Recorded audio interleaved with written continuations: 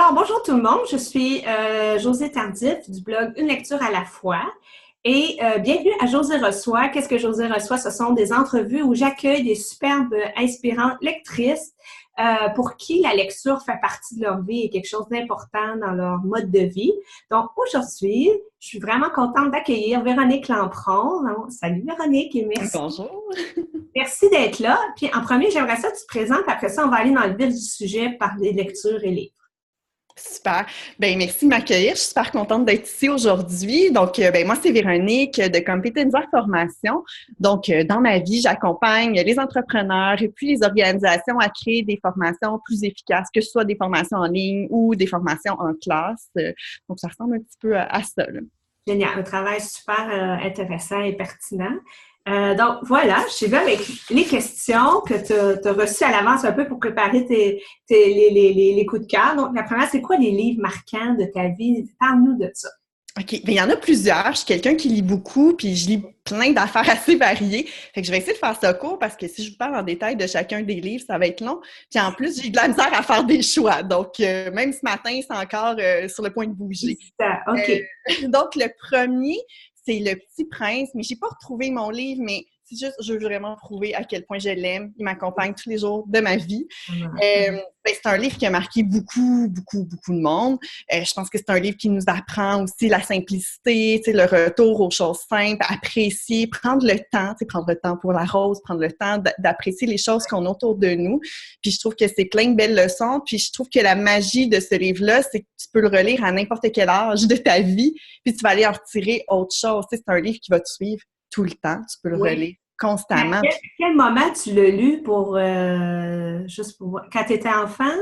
Je l'ai pas lu enfant. Moi, là, je trouvais que... Bon, moi, des fois, j'ai des petits préjugés, là. Je trouvais que ça avait de l'air plate comme enfant. Tu sais, moi, je lisais des livres fantastiques, médiévales fantastiques, beaucoup, là. Puis, grosse affaire de même. Fait que là, Le Petit Prince, ça m'interpellait pas beaucoup.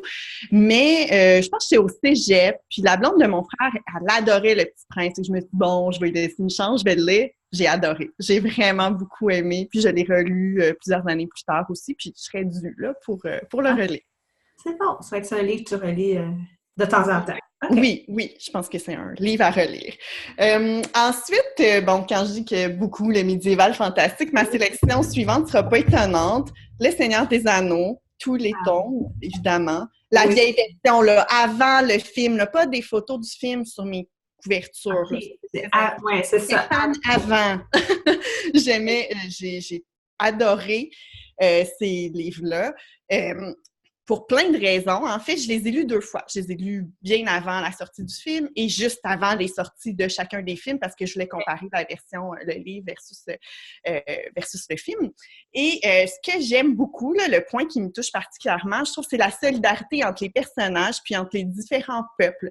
Dans une situation où tout va mal, on est presque à la fin du monde, il n'y a plus rien à faire, on n'a presque aucune chance de s'en sortir, ben on a encore de l'espoir, même quand il n'y en a plus. Puis ça, moi, ça me touche. Puis la solidarité entre les personnages, moi, ça me fait pleurer, là, ces livres-là. C'est comme de l'espoir là, pour le genre humain. Oui, l'espoir en l'humanité. Puis là, il y a plus que le genre humain. Il y a différentes... c'est ça, il y a toutes sortes de personnages, mais c'est le fun de voir que les gens y croient puis ils donnent tout ce qu'ils ont pour une cause commune qui est plus grande que soi. Puis moi, ça, c'est quelque chose que je trouve héroïque, qui me touche puis qui me parle beaucoup là, comme être humain, de changer le monde. Là, c'est super important pour moi. Ouais. C'est ça. Fait que pour moi, c'est ça qu'il faut aller chercher dans ces livres-là. C'est excellent là, pour plein d'autres raisons, mais cet aspect-là, pour moi, est central, là, bien au-delà des petites histoires qu'il y a autour, puis des nombreuses chansons qui sont dans le roman. C'est ça. C'est un petit peu long à lire, mais ça vaut vraiment la peine. Bien meilleur que les films, à mon avis. Oui, c'est ça, c'était ma question. Oui. Oui. Tu sais, j'aime les films quand même, mais je trouve qu'il y a des lacunes importantes. Les personnages sont pas aussi développés, on les comprend pas aussi bien, on comprend pas aussi bien leur motivation. C'est plus facile de mettre une étiquette méchant alors que le personnage n'est pas méchant. Il faut comprendre ses motivations. Donc, les livres sont de loin meilleurs. En général, je dirais que c'est ce qui se passe, là. Oui. C'est toujours dur de mettre à l'écran des livres qui sont tellement dans un imaginaire haut, puis des grandes fresques, là, c'est toujours un défi, j'imagine, pour les Oui. Ouais. Mais c'est bien réussi dans l'ensemble quand même. Puis je les écouté puis je les réécoute, les films. Mais pour moi, les romans restent l'essentiel de l'histoire. D'accord. Euh, Prochain ah, livre.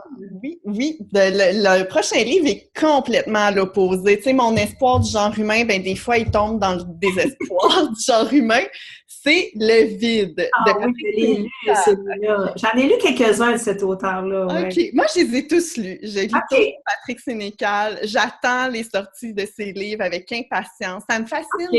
Ça me fascine d'être fascinée par Patrick Sénécal parce que c'est extrêmement sombre, c'est déprimant, puis c'est un petit peu traumatisant à certains niveaux, mais je trouve ça fascinant par rapport au côté sombre de l'être humain parce qu'il y en a. Oui. En tout cas, il y a, Tout n'est c'est pas, pas rose, c'est hein? ça, c'est pas toujours comme dans Le Seigneur des Anneaux où tout le monde est prêt à être solidaire pour sauver le monde. C'est pas Non, des toujours fois, ça. c'est... C'est ça. Fait qu'il y a aussi mon côté qui a le goût de pleurer des fois quand on voit ce qui se passe dans le monde. Ben, Le vide va un peu chercher ça. C'est beaucoup axé sur la télé-réalité, Ah oui, c'est ça, le c'est... paraître, c'est ça, les apparences, comment c'est important, comment les gens ont l'air de faire des grosses affaires, mais que dans le fond, ils sortent du plateau de télé puis ils pleurent leur vie puis ils vont pas bien, tu sais. Fait que je trouve que je l'ai lu quand c'est sorti, ça fait quand même plusieurs années. On était moins dans l'ère des réseaux sociaux, mais vraiment plus des télé-réalités. Moi, c'est un livre que j'ai adoré, puis j'aurais le goût de dire en même temps détesté parce que c'est extrêmement bouleversant, c'est très choquant. Il y a des scènes que je voudrais jamais relire de ce livre-là. Oui, c'est ça, il y a des scènes difficiles à lire, là. Dans la plupart de ces livres aussi, là. Oui, oui, oui.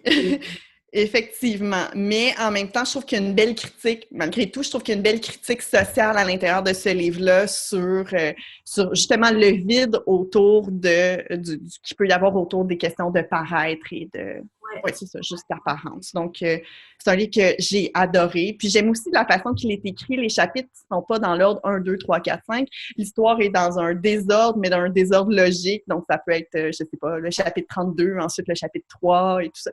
Donc, je trouve ça intéressant comment c'est amené puis c'est écrit, là.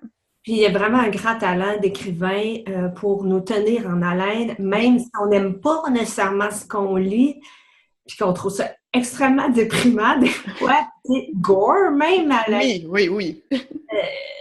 Mais on continue, on tourne les pages, c'est vraiment... C'est comme une curiosité malsaine hein, qui va chercher. Puis c'est pour ça que j'étais quasiment gênée de le présenter. Tu sais, j'étais OK, mais tu sais, autant j'adore Patrick Sénécal, je m'en cache pas, mais je suis comme oh my God, est-ce que je suis une bonne être humain si j'aime lire? Non, mais je me rends compte qu'il y a une autre personne, je crois que c'est Marie-Michel Martin qui en a présenté un aussi. Moi aussi, j'en ai lu, puis je me rends compte qu'il y a plein de gens qui ont lu Patrick Sénécal puis qui ont aimé ça. C'est un plaisir coupable, on dirait, là. Oui, oui, mais c'est fascinant. Mais le côté qui montre de l'être humain, bon, c'est une vision plus sombre, mais c'est intéressant aussi quand même à regarder, à lire. Il n'y a pas de film sur le vide. C'est bon. Donc, après ça, qu'est-ce que tu veux nous présenter? Ben après ça, il y en a un que j'ai pas en personne parce que c'est rare, en fait, pas que j'ai pas en personne. J'ai pas en version papier. En fait, j'achète presque plus de livres. Je vais vraiment plus à la bibliothèque parce qu'avant, j'avais beaucoup, beaucoup de livres. Puis là, quand tu déménages, j'avais beaucoup de livres. Puis je savais plus quoi faire de tous ces livres-là. Donc, j'ai donné beaucoup de livres. Puis là, j'essaie de garder juste ceux que j'aime beaucoup. Oui, je devrais acheter celui dont je vais vous parler, le prochain, parce que c'est un livre qui m'a beaucoup marqué. C'est La femme qui fuit. Donc, je suis encore avec Québec. Oui, Barbeau-Lavalette. J'ai adoré ce livre-là. Je l'ai dévoré. J'ai trouvé ça extrêmement bien écrit. J'ai trouvé ça fascinant. J'ai trouvé ça intéressant. En fait, elle raconte l'histoire de sa grand-mère à l'époque du refus global, où sa grand-mère a abandonné ses enfants pour vivre sa vie, pour voyager, pour s'impliquer au niveau politique. Elle trouvait ça trop difficile d'être avec ses enfants à la maison, etc. Donc, on voit tout ça, puis on voit tout le jugement qu'il peut y avoir autour de ça. Mais en même temps, on voit l'autre côté de la médaille où on peut comprendre ses gestes, même si de l'extérieur, ça paraît comme un peu... C'est quand même incroyable d'abandonner ses enfants et tout ça. Mais c'est intéressant comment c'est amené. On voit un autre regard. Je trouve ça beau de voir le cheminement de l'auteur par rapport à la vision qu'elle a de sa grand-mère aussi, parce que c'est quand même la femme qui a abandonné sa mère, mais on voit au fil du roman, je trouve qu'il y a un changement aussi de perception face à sa grand-mère par rapport à tout ce qu'elle a vécu. Fait que c'est un livre à lire. Je trouve que ça montre une époque intéressante aussi au Québec. Ça montre aussi le rôle de la femme, le rôle qu'on perçoit d'elle, ce qu'elle devrait faire versus ce qu'elle décide de faire et tout ça. Donc, j'ai vraiment beaucoup aimé. J'avoue que je ne l'ai pas lu, mais là, tu me donnes encore plus le goût de le lire. J'ai d'autres amis qui l'avaient lu aussi, qui me l'avaient recommandé, mais ça a comme, tu sais, je l'ai oublié, mais là, oui, j'ai vraiment le goût de le mettre dans ma liste, là. C'est vraiment, vraiment intéressant. Ça se lit très bien. C'est tellement bien écrit. C'est un gros coup de cœur pour moi. C'est pour ça que je devrais l'avoir, en fait. Tu sais, je l'ai emprunté à la bibliothèque, mais j'ai pas pensé l'acheter par la suite. Mais... Puis, est-ce que tu gardes plus les romans quand tu achètes des livres, est-ce que tu achètes plus des essais ou des romans? Puis, est-ce que tu as plus tendance à garder, conserver les romans ou les essais ou à les donner? Je vais acheter... Ça dépend. J'achète un peu de tout encore, mais pas en grande quantité. Tu sais, ça va être vraiment... J'achète même plus des livres qui me servent dans le cadre de mon travail. Donc, plus des livres liés à l'éducation, à la formation et tout ça, parce que je les vois comme des livres de référence. Pour les autres, maintenant, c'est beaucoup plus rare que j'en achète, mais ça va être des coups de cœur, là, ou que je sais déjà que je vais vraiment l'aimer puis que je vais vouloir le garder parce que... Ou sinon, c'est de le redonner, là, parce que si ça dort chez nous, ça sert à rien.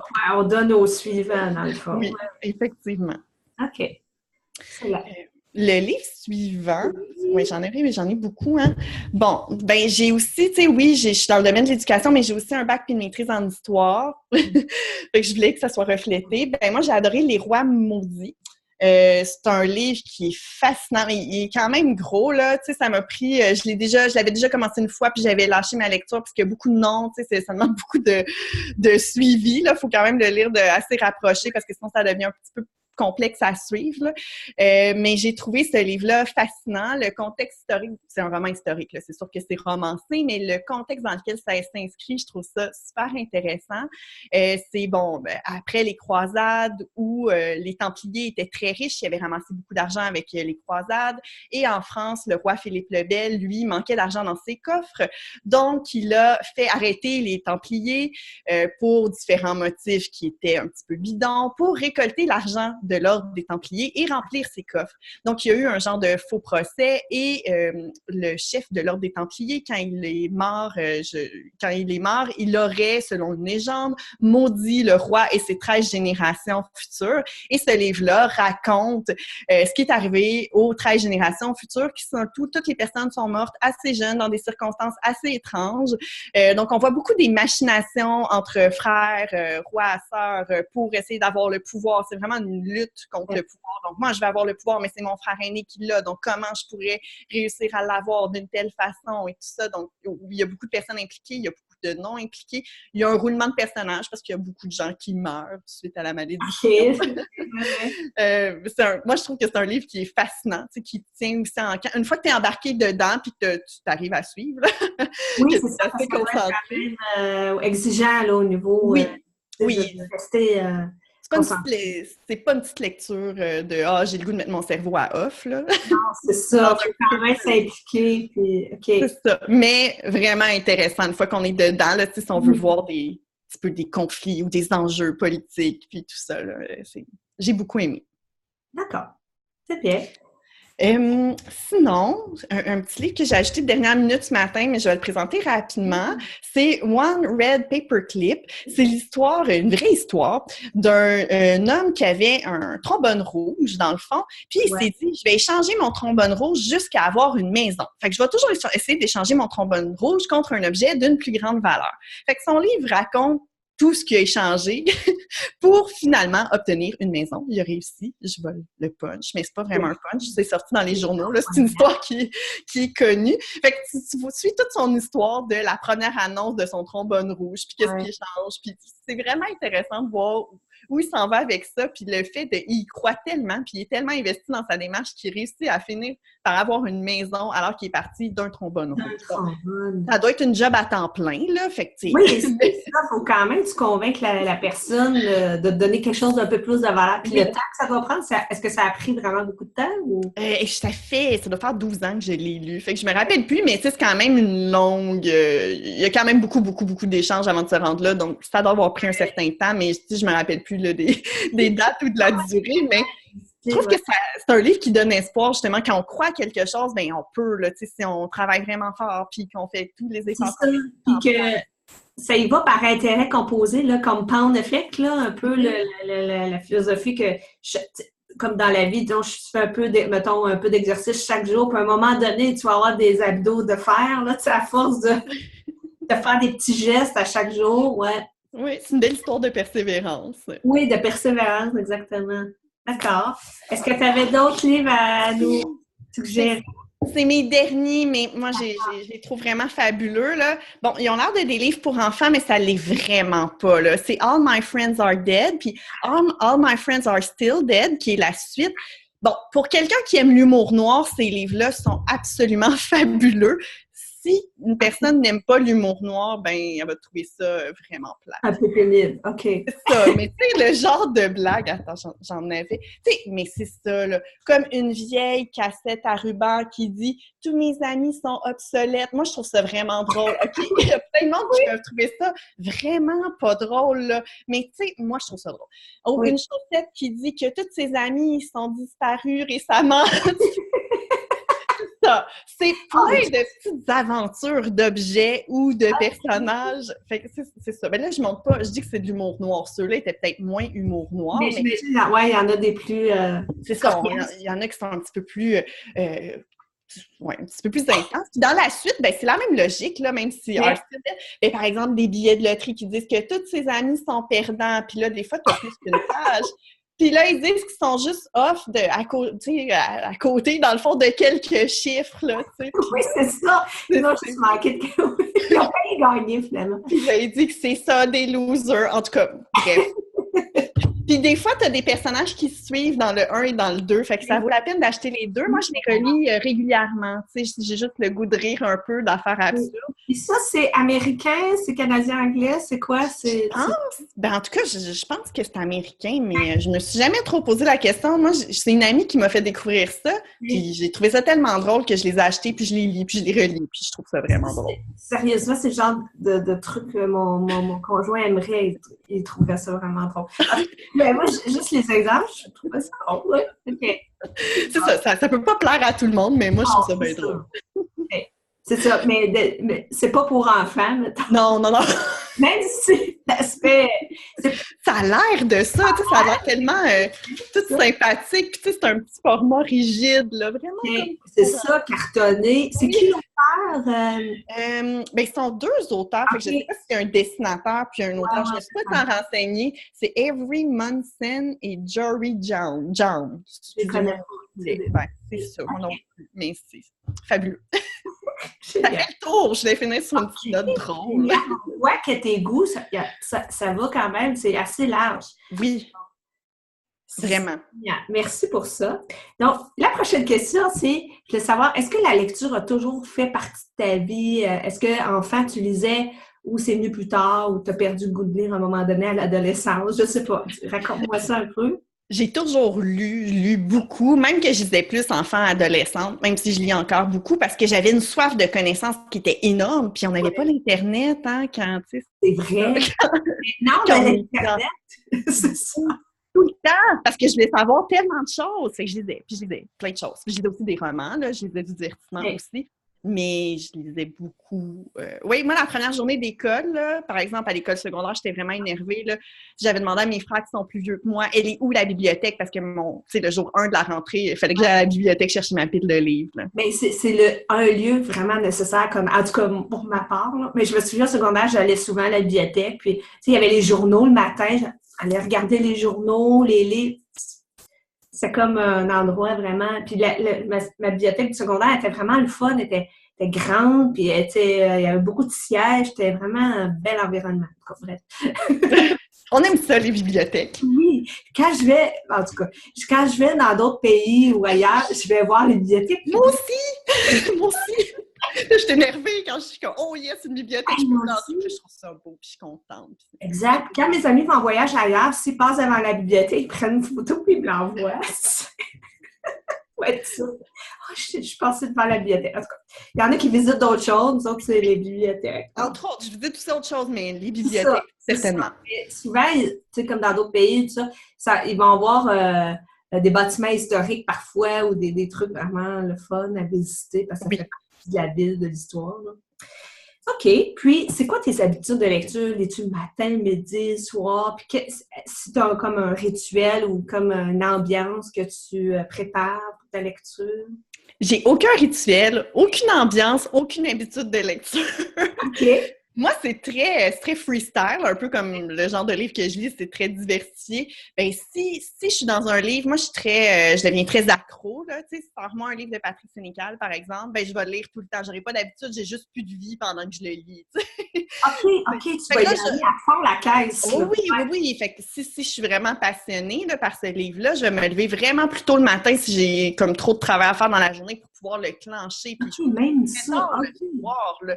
C'est ça. Mais quand c'est un livre que j'aime, mais que c'est correct, là, que je peux aussi dedans l'histoire, ben ça varie vraiment. J'ai pas d'habitude fixe. Je vais lire peut-être plus le soir. J'aime quand même lire le matin, même si je le fais pas assez souvent, mais c'est très variable. Selon le feeling du moment, là. Je suis pas très routine. Puis tu vas lire quand même tous les jours, mais tu sais pas à quel moment. Presque tous les jours. Il y a peut-être des fois, j'ai des passes là, où je lirai pas beaucoup, mais je vais lire plus sur Internet des articles de blog ou autre chose, mais il peut y avoir des moments où je lis presque pas de livres. Mais après ça, je peux être dans un moment où je vais en lire 3 dans une semaine. Je suis très OK. C'est ça. Selon le gré du moment, selon tes envies, ton énergie du moment. Est-ce que tu lis beaucoup? Est-ce que tu lis dehors ces temps-ci, là, avec quand c'est l'été? Oui, j'aime vraiment lire dehors, effectivement. Là. Ça, je trouve que c'est un des plaisirs de l'été. OK, parfait. Là, la question ultime, toutes ces lectures-là que tu fais, est-ce que ça t'aide à mener une vie plus épanouie, plus ouverte sur le monde? Ou qu'est-ce que ça t'apporte, la lecture? Pourquoi c'est important pour toi? Pour moi, la lecture, c'était à la base, j'aime beaucoup là, les connaissances et tout ça. Je suis dans le domaine de la formation. Je trouve que c'est important d'apprendre tout le temps. Je suis fascinée par toutes les connaissances qu'on pourrait avoir. Puis plus que je sais de choses, plus que je sais que je ne sais rien, dans le fond. Plus que tu as de connaissances, plus que tu te rends compte que tu as tellement d'autres choses à acquérir. Fait que pour moi, la lecture est vraiment comme un moyen d'aller acquérir plein de connaissances, de savoir plus, de peaufiner qui je suis comme professionnelle, mais aussi de m'améliorer en tant que personne. Il n'y avait pas d'exemple dans la pile que j'ai montrée, mais je lis aussi beaucoup de livres de développement personnel. J'essaie de comprendre ce que je vis, j'essaie de mettre des mots là-dessus, j'essaie de m'améliorer comme personne. Puis la lecture, c'est un moyen qui est exceptionnel, je trouve, pour le faire. Puis la lecture, c'est un moyen...